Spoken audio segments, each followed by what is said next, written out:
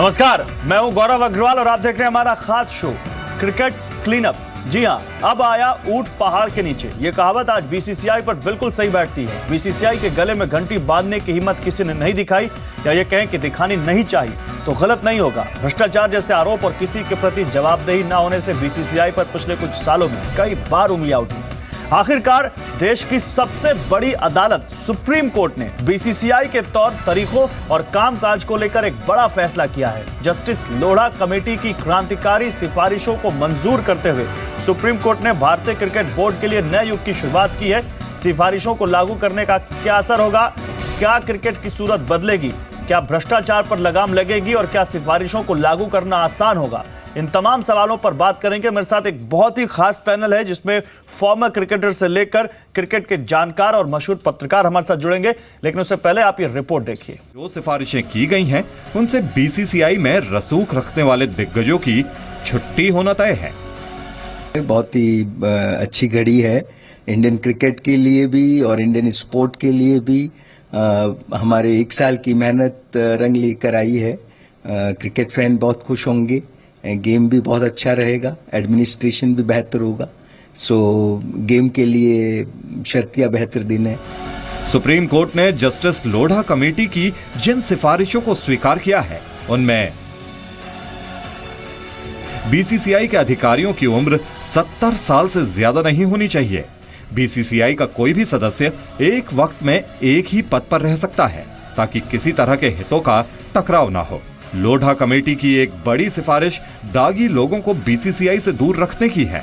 अगर किसी व्यक्ति के खिलाफ चार्जशीट दाखिल हो चुकी है तो वो बीसीसीआई का पदाधिकारी नहीं हो सकेगा। इसका असर मौजूदा बीसीसीआई अध्यक्ष अनुराग ठाकुर पर पड़ेगा। अनुराग ठाकुर के खिलाफ 2014 में हिमाचल प्रदेश में भ्रष्टाचार के मामले में चार्जशीट दाखिल हुई थी। बीसीसीआई में किसी अहम पद पर ना तो कोई मंत्री रह सकता है और ना ही कोई प्रशासनिक सेवा का अधिकारी। बीसीसीआई के अंदर खिलाड़ियों का एसोसिएशन होगा और ये बाहर से भी फंड ले सकता है। हालांकि वो कितनी फंडिंग ले सकता है इसके बारे में फैसला बोर्ड को लेना है। जिन राज्यों में एक से ज्यादा क्रिकेट संघ हैं, उन्हें रोटेशनल आधार पर वोटिंग करनी होगी, यानी एक राज्य के पास एक वक्त में केवल एक ही वोट होगा। बीसीसीआई में सीएजी का एक प्रतिनिधि भी शामिल होगा। जो एडमिनिस्ट्रेशन की जो बदलाव लाए हैं बिल्कुल सही है। 70 साल की उम्र बिल्कुल जब फीफा में है, वर्ल्ड बॉडीज चलती हैं, तो हमारे यहाँ क्यों ना हो। मिनिस्टर्स को नहीं है क्योंकि उनके पास इतना काम वैसे ही है ब्यूरोक्रेट्स के पास कि कहाँ टाइम है क्रिकेट चलाएं और आप मीटिंग्स अटेंड करें। स्टेट एसोसिएशन को एक वोट मिलेगा, वो भी सही था क्योंकि पीछे से एक स्टेट के पास 3-3 वोट रहते थे। पुराने जमाने के जो सिस्टम चला आ रहा है तब किसी ने पूछा नहीं। अब जैसे सवाल पूछने शुरू करे तो जो लोग इसमें मजा ले रहे थे उनको दिक्कत हो रही है। हालांकि बीसीसीआई को सूचना के अधिकार के तहत लाने के प्रस्ताव के बारे में फैसला संसद को करना है। ब्यूरो रिपोर्ट, जी मीडिया। तो क्रिकेट क्लीनअप लगभग शुरू हो चुका है और अब बहुत हद तक संसद और बीसीसीआई पर डिपेंड करेगा कि क्रिकेट क्लीनअप अपने अंजाम तक पहुंचता या नहीं पहुंचता। मेरे साथ इस पर बात करने के लिए एक बहुत ही खास पैनल, जैसे मैंने आपको कहा था, मेरे साथ कीर्ति आजाद हैं, फॉर्मर इंडियन क्रिकेटर। मेरे साथ सुरेंद्र खन्ना है, फॉर्मर क्रिकेटर। मेरे साथ राजेंद्र अमरनाथ हैं, फॉर्मर क्रिकेटर, और वेटरी श्रीवास्तव साहब हैं, सीनियर स्पोर्ट्स जर्नलिस्ट। आप सभी लोगों का बहुत स्वागत है। और कीर्ति आजाद, सबसे पहले मैं आपके पास आऊंगा। कीर्ति आजाद, आप भी बहुत दिनों से क्रिकेट को क्लीन करने की मुहिम चलाते रहे हैं। क्या बीसीसीआई, सुप्रीम कोर्ट ने जो लोढ़ा कमेटी की सिफारिशों को मंजूर करने का जो फैसला दिया है, क्या आपको ये उम्मीद जगी है कि अब बीसीसीआई या क्रिकेट क्लीन हो पाएगा? डेफिनेटली होगा और बहुत ही अच्छा निर्णय लिया गया है। जिस समय यह केस था उस समय हम खुद इंटरवीन किया था, बिशन सिंह बेदी और हमने किया था अपने cricket NCT cricket association of Delhi की तरफ से। उस समय तक मैं सुरेंद्र खन्ना जी सरकारी नौकरी में थे इसलिए नहीं ज्वाइन कर पाए, लेकिन अब रिटायर हो गए, वो हमारे साथ में हैं।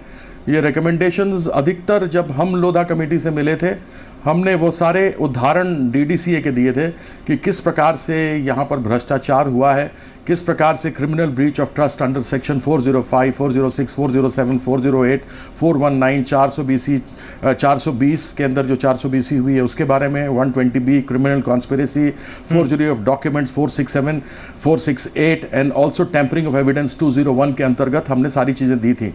तो हमारी वो बात सारी पुख्ता हुई, हमारा स्टैंड विंडिकेट हुआ। हम जो चीज़ें बता रहे थे वही बात जस्टिस मुडगिल जी ने हाई कोर्ट के अंदर अपने 28 पेज की रिपोर्ट में दी और उन्हीं सब के ऊपर लोधा कमेटी का ये सारा निर्णय आया है।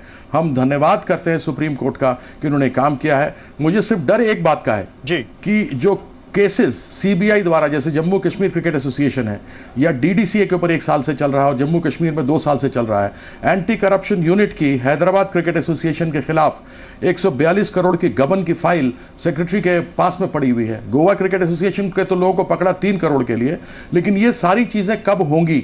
यहीं पर ब्यूरोक्रेट्स और ये मिनिस्टर्स, पॉलिटिशियंस इसको दबाते हैं। तो ये 6 महीने में यह भी होना चाहिए। ऐसी बात हम लोधा सर के पास लेकर के जाएंगे कि वह भी इसके अंदर कुछ बताएं हमें उपाय की क्या करें, नहीं तो मैं कोर्ट में बाय नेम तो जा ही रहा हूं। चलिए ये भी देखेंगे आप जो बात कह रहे हैं, लेकिन सुरेंद्र खन्ना जो बात यहाँ पर कीर्ति आजाद कर रहे हैं कि वाकई अब क्रिकेट क्लीन होगा, लेकिन इसमें सबसे बड़ा टेक अवे आपके लिए क्या है? क्या मंत्रियों और नौकरशाहों को बीसीसीआई में आने से रोकना ये एक बड़ी बात होगी?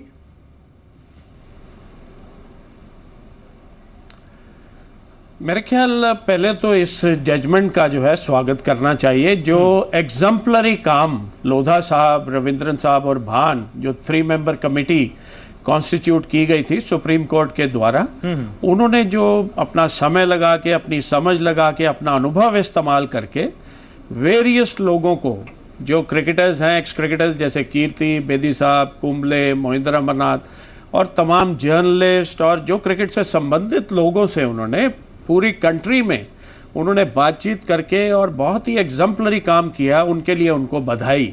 सुप्रीम कोर्ट के निर्णय का स्वागत, और हमें पॉजिटिव वे में इसको लेना चाहिए। और आने वाले समय में ये जो करप्शन और नेपोटिज्म जिससे प्लेग था बीसीसीआई और स्टेट एसोसिएशन, जैसे कीर्ति जी ने बताया, जो जंग वो डीडीसीए में दिल्ली में लड़ रहे हैं भ्रष्टाचार को हटाने की, बेदी साहब और हम सब उनके साथ हैं। उन्होंने अपना करियर तक दांव पे लगा दिया, पॉलिटिकल करियर, क्योंकि वो खिलाड़ी पहले हैं। और एक लाइटर नोट पे कहूँगा, एक बिहारी सब पे भारी ये कहावत मैंने सुनी थी, लेकिन यहाँ सिद्ध हो गई कि यार कीर्ति आजाद तेरे को सलाम। चलिए कीर्ति आजाद जी आपकी तारीफ करते हुए यहाँ पर सुरेंद्र खन्ना आपके साथी, लेकिन राजेंद्र अमरनाथ मैं आपसे एक दूसरा क्वेश्चन पूछना चाहूँगा। बहुत दिनों से कहा जा रहा था कि बीसीसीआई के अंदर बहुत सारी गड़बड़ियाँ हैं, इनको सामने आना चाहिए। बहुत दिनों से कहा जा रहा था कि क्रिकेट क्लीन नहीं है, आईपीएल पे बहुत सवाल उठे। क्या आपको लगता है कि बीसीसीआई के पास क्योंकि अब कोई चारा नहीं है, उसको इन सिफारिशों को मानना पड़ेगा? क्या आपको लगता है कि अभी भी बीसीसीआई इस जुगत में होगा कि किसी तरह इन सिफारिशों का कुछ तोड़ निकाला जाए? देखिए, मैं समझता हूँ सर से पानी गुजर चुका है। समय आ गया है जो रिकमेंडेशन जस्टिस लोढ़ा ने दी थी उस पर अमल करने की। कहीं ना कहीं उसमें अगर आप देखें तो कुछ फ़ायदा ही नज़र आता है खेल को, खिलाड़ियों को। नुकसान अगर यहाँ पर देखने को मिलता है तो जो ऑफिशियल्स हैं, जो कि बहुत समय से वहाँ पर कुर्सी पर बैठे हुए हैं। पंजाब की अगर बात करें तो पांडव साहब हैं, कितने बरसों से वहाँ पर सेक्रेटरी हैं, कभी किसी पोस्ट पे, कभी किसी पोस्ट पे। या फिर आप और बाकी जो ऑफिशियल्स हैं उनके बारे में अगर आप देखें, सौराष्ट्र की अगर आप बात देखें, तो मैं समझता हूँ अब समय आ गया है जहाँ पर कुछ ना कुछ बदलाव ज़रूर देखने को मिलेगा। एंड वन होप्स ये जो बदलाव है वो फ़ायदे के लिए हो क्रिकेट के, और खिलाड़ियों को भी उसका फ़ायदा मिले। दूसरी चीज़ जो मैं यहाँ पे देखने को मेरे को मिलती है वो मैं समझता हूँ कि क्रिकेटर्स, मैं समझता हूँ अब बीसीसीआई में ज़्यादा तादाद में आएंगे और क्रिकेट को उसका ज़्यादा फायदा मिलेगा। बिल्कुल, यही मेरा सवाल था वेटरी श्रीवास्तव जी आपसे कि क्रिकेट को क्या फ़ायदा होगा इन सिफारिशों के बाद। और कहा जाता था कि कुछ स्टेट्स का दबदबा रहता है बीसीसीआई में, या कहें इंडियन क्रिकेट टीम में भी वो दबदबा देखने को मिलता है। तो आपको लगता है कि ये जो बायसिज्म है ये ख़त्म होगा, बायसनेस खत्म होगी? मेरे लिए एक ही चीज़ था कि अब तक क्या होता था, 18 लोग तो मैनेजिंग कमेटी में बैठते थे, वर्किंग कमेटी, वो ख़त्म हो गया। तो 9 मेंबरों की एपेक्स काउंसिल, ज़्यादा लोगों को ला के, पहले क्या होता, हर एसोसिएशन से जो है बोर्ड में 3-4 लोगों को बिठा देते थे, कहीं ना कहीं किसी न किसी पोजीशन पे वो बांट लेते थे। वो बंटवारा कम हो जाएगा वो, कि इतने प्लेयर्स एसोसिएशन में थोड़ी सी वो देखना चाहिए मेरे को विश्वास है कि वैसे ही एसोसिएशंस में जो है प्लेयर्स को, जो उनके साथ रहने वाले प्लेयर्स हैं उनकी बड़ी खातिरदारी करते हैं वो। अब ये प्लेयर्स एसोसिएशन आने के बाद उसका क्या होगा, कौन से क्रिकेटर्स, वो इलेक्शन कैसे होगा, क्या करेंगे, उसमें देखना चाहिए कैसे क्रिकेटर्स आएंगे। क्रिकेटर्स तो इतने हैं पुराने क्रिकेटर्स, उसमें सही लोग आना चाहिए। जैसे कीर्ति ने कहा, करप्शन अगर कम होना है तो क्रिकेटर्स पे भी उतना ही रहता। अब देखिए हर एसोसिएशन में क्रिकेटर्स भी फ़ायदा उठा रहे अब तक। तो अब आगे क्या होगा वो देखना चाहिए। क्रिकेटर्स एसोसिएशन वो भी बोर्ड पैसे देगी, एसोसिएशन पैसे देगी, अगर खरीदे मतलब वो एक प्लेयर्स को खरीदने के बराबर ही हो जाएगा वो बिल्कुल वाजिब बात है। कीर्ति आजाद साहब, तो जैसा कि आप भी कई बार कहते रहते हैं और कई बार कई जानकार इस बात को उठाते हैं कि बीसीसीआई ना हमारे देश के कुछ पावरफुल और रिच पर्संस का कोजी क्लब है, और अब वो कोजी क्लब कहीं ना कहीं सुप्रीम कोर्ट की रडार में आया है और उस कोजीनेस को खत्म करने के लिए सुप्रीम कोर्ट ने बहुत कुछ बोला भी है। आपको लगता है कि ये एक बड़ा पैराडाइम शिफ्ट लाएगा देश के क्रिकेट में, और कुछ ऐसे लोग, जैसे कि मैं आपको एग्जाम्पल दूं तो कुछ ऐसे लोग हैं जिन्होंने रणजी में 20-20 सेंचुरीज मारी हुई है लेकिन इंडियन टीम में उनका सिलेक्शन नहीं होता, कुछ बॉलर्स हैं जिनको बहुत अच्छा जिनका परफॉर्मेंस है रणजी में लेकिन इंडियन टीम में उनका सिलेक्शन नहीं होता, ऐसे लोगों का भला हो पाएगा सर? देखिए, आपको जो बीसीसीआई है उसका विभाजन करेगा 1999 से, जिस समय आपको याद है कि हैंसी क्रोनिया ने माना था कि मैच फिक्सिंग हो रही है। बिल्कुल। और आपको 89 में याद होगा कि 6 खिलाड़ियों को बैन किया था उन्होंने, इंडियन प्लेयर्स को, including Kapil Dev, Srikanth and others, जब वो वेस्ट इंडीज से डायरेक्टली यहां वापस नहीं आकर के रुके थे अमेरिका में, और सुप्रीम कोर्ट ने तब दखल दी थी और बीसीसीआई को मानना पड़ा था। उस समय कोई भी पॉलिटिशियन इसमें बीसीसीआई में नहीं था, लेकिन 99 के समय में वो राजनीतिक आ गए थे और मैच फिक्सिंग की बात बहुत जबरदस्त चली थी। उस समय से जो गिरावट शुरू हुई क्रिकेट में इन पॉलिटिशियंस, इन मिनिस्टर्स के कारण से, आप देखें हर एक पार्टी है, चाहे यूपीए है चाहे एनडीए है, उसका कोई ना कोई मंत्री बोर्ड में रहता ही है, तो जिसकी सरकार हो वह अपने आप बचाता है ब्यूरोक्रेट से मिल करके।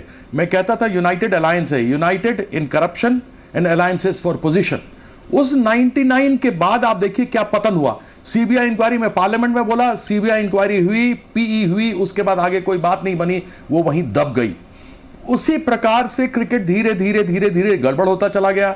और इस क्लोजी क्लब, जो आप जिनको रिच बोलते हैं, ये रिच पॉलिटिशियंस हैं, रिच मिनिस्टर्स हैं, जिन्होंने की कोजी क्लब बनाया और इनके सामने हम शिकायत रखते रहे, इनके यहां गड़बड़ी होती रही, जैसे डीडीसी में होता रहा, अरुण जेटली को बताते रहे, 200 चिट्ठियां लिखी, उन्होंने उसका कोई जवाब नहीं दिया, उनको मालूम था घोटाले हो रहे हैं लेकिन उसके बावजूद उन्होंने कुछ नहीं किया।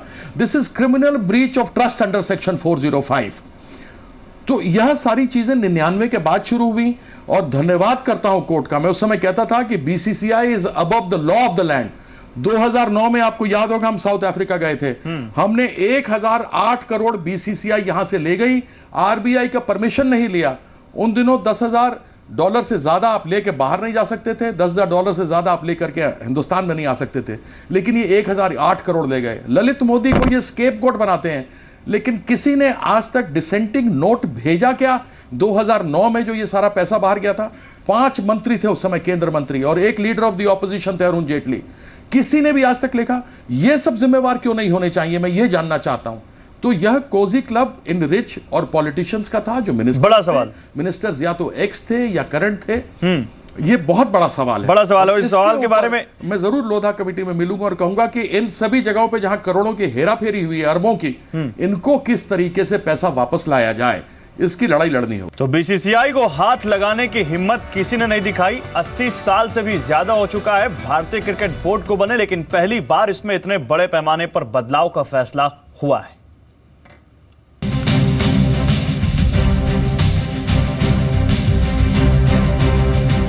दुनिया का सबसे धनी और ताकतवर क्रिकेट बोर्ड बीसीसीआई का कामकाज आम लोगों की जद से दूर ही रहा है।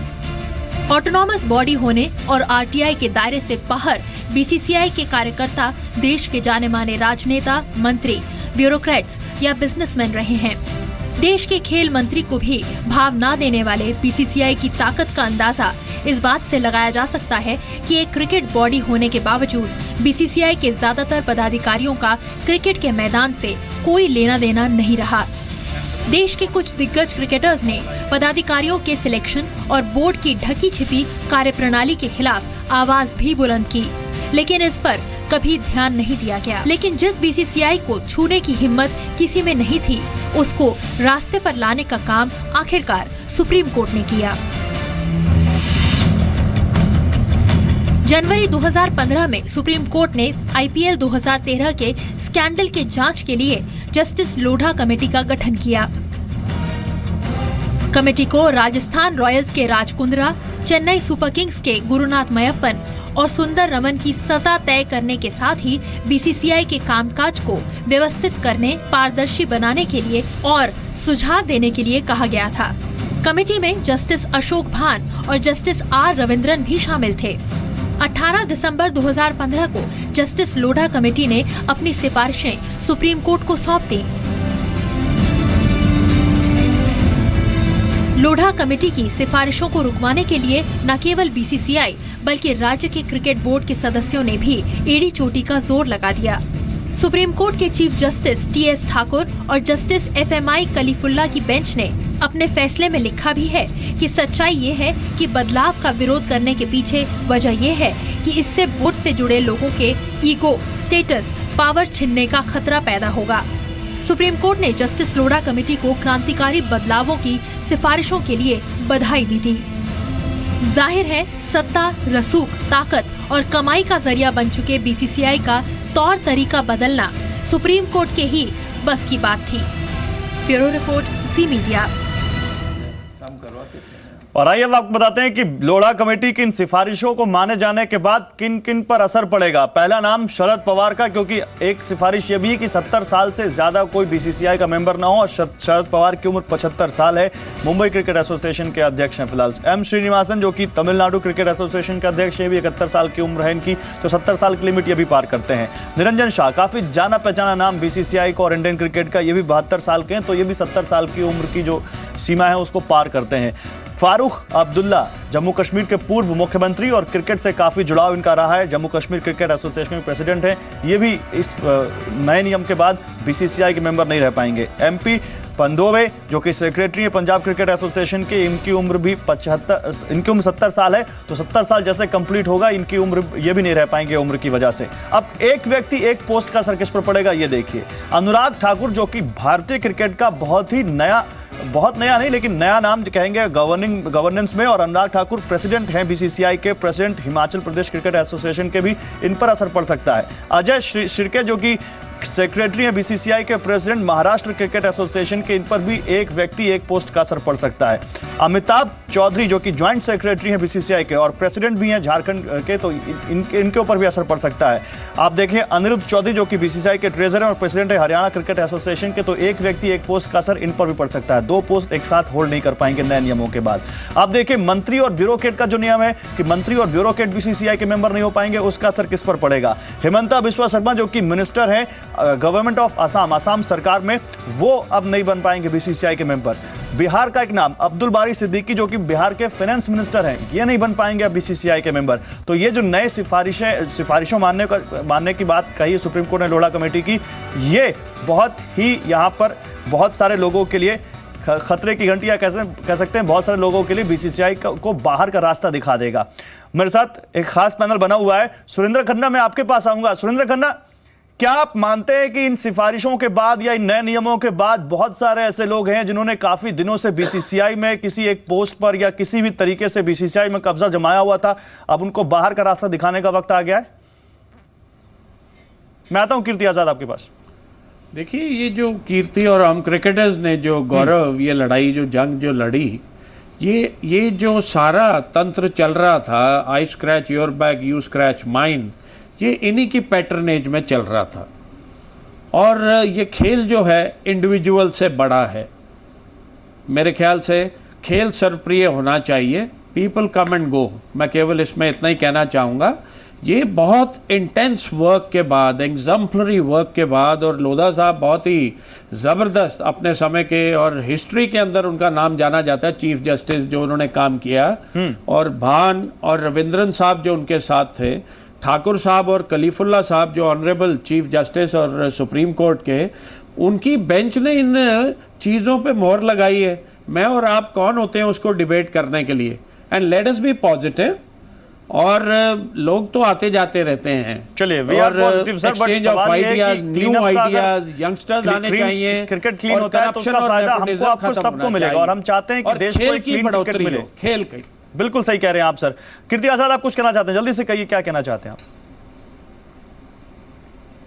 बिल्कुल जल्दी नहीं है, आपको मजा आ जाएगा सुन के। कल सुप्रीम कोर्ट की वर्डिक्ट आई है, आज उसको सबसे पहले तोड़ने वाला एसोसिएशन, मैंने कहा ना बीसीसीआई एफिलिएट्स अपने आप को देश के कानून के ऊपर समझते हैं। जम्मू कश्मीर में आज इलेक्शन हुए हैं, minister of state Jammu and Kashmir government का प्रेसिडेंट बना है और 75 साल की उम्र वाला आदमी वहां का ट्रेजरर बना है। अब आप मुझे बताइए कि इन लोगों को कितना भी कोशिश कर लीजिए वो तो फिर सर कैसे क्लीन होगा ये क्रिकेट? सोचना सबसे ज्यादा जरूरी कैसे है। क्लीन होगा क्रिकेट? जब आप खुद ही एग्जांपल दे रहे हैं, जब लोग कल फैसला आया आज मानने को तैयार नहीं है, 6 महीने का वक्त दिया गया, क्या 6 महीने के बाद फिर आप समझते हैं सुप्रीम कोर्ट कुछ कड़ी कार्रवाई करेगा अगर नहीं माना जाता है तो? बिल्कुल, ऐसे लोगों को इमीडिएटली जेल भेजना चाहिए। राजेंद्र अमरनाथ, आप कुछ कहना चाहेंगे? वो रिकमेंडेशन 6 महीने में करने हैं और इसमें मिनिस्टर नहीं हो सकते, 70 साल से ऊपर नहीं हो सकते। देखिए ऐसा है कि रूलिंग बिल्कुल साफ है, स्पष्ट है, इसमें कोई दो राय नहीं है कि एक बैरियर लगा दिया गया है, एक अपर लिमिट दे दी गई है कि 70 साल के ऊपर आप कोई भी पोस्ट यहाँ पर नहीं रख सकते। जो लोग रखना चाहते हैं मेरे समझ से बाहर है कि उनको क्या चीज़ नज़र आई है, whether they want to take a position कि भाई नहीं सुप्रीम कोर्ट या कोई भी आकर कुछ भी करे, हम तो वो कुछ करेंगे क्योंकि हम जम्मू कश्मीर में हैं। बहुत सारी बातें हैं जो कि इंसान को भूल के एक प्रॉपर चैनल पे आना चाहिए, क्योंकि आखिरकार आप करना क्या चाहते हो? उस पोस्ट पे बैठ के आपका क्या काम है? क्रिकेट को बढ़ावा देना है, क्लीन क्रिकेट देनी है, आने वाले जो पीढ़ी है उसको फायदा दिलाना है। सर समय बहुत कम है, वेटरन श्रीवास्तव साहब 30 सेकंड में आपका फाइनल कमेंट। आपको भी यही उम्मीद है, आपको लगता है कि नहीं कुछ जोड़ तोड़ होगा? देखिए कि जरूर होना चाहिए, इतना अच्छा ये करने के बाद देखिए अब आज ही मैं एक अच्छा जोक सुन रहा था। दिल्ली के रिपोर्ट के बाद सभी एसोसिएशन वाले, मेरे ख्याल में एटलीस्ट 2-3 एसोसिएशन वाले कह रहे थे तो हमें भी जो है जस्टिस मुदगल साहब से हमारा भी एसोसिएशन का करवा दीजिए थोड़ा रिपोर्ट। तो ऐसी मतलब है लोग सीरियस लेते हैं। जिस तरीके की उन्होंने इतने बार, चलिए उम्मीद यही है करने के बाद मैं एक चीज बता दूं आखिर में, जल्दी उसके बाद एक जोक बोर्ड ऑफिसर ने कहा है आज कि देखिए साहब, वो विजय कुमार मल्होत्रा कहते थे साहब ये प्रधानमंत्री मनमोहन सिंह 80 साल होने को आ रहे, वो प्रधानमंत्री रह सकते हैं मगर क्रिकेट बोर्ड में या कोई खेल संघ में 70 साल का आदमी क्यों नहीं रख सकता? सर तो सुप्रीम कोर्ट ने तय कर दिया, तो उस पर आप क्या जोक मारे कुछ मारे, लेकिन सुप्रीम कोर्ट की बात से आप अलग नहीं जा सकते और सुप्रीम कोर्ट की बात मानना सबके लिए जरूरी है। फिलहाल आप सभी लोगों के लिए बहुत शुक्रिया, आप सभी लोगों का हमारे साथ जुड़ने के लिए। तो कुल मिलाकर क्रिकेट क्लीनअप शुरू हो चुका है और सुप्रीम कोर्ट के आगे इस देश में कोई भी नहीं है और अब देखना है कि बीसीसीआई जो समय दिया गया उसमें कैसे इन बदलावों को लागू करती है। नमस्कार।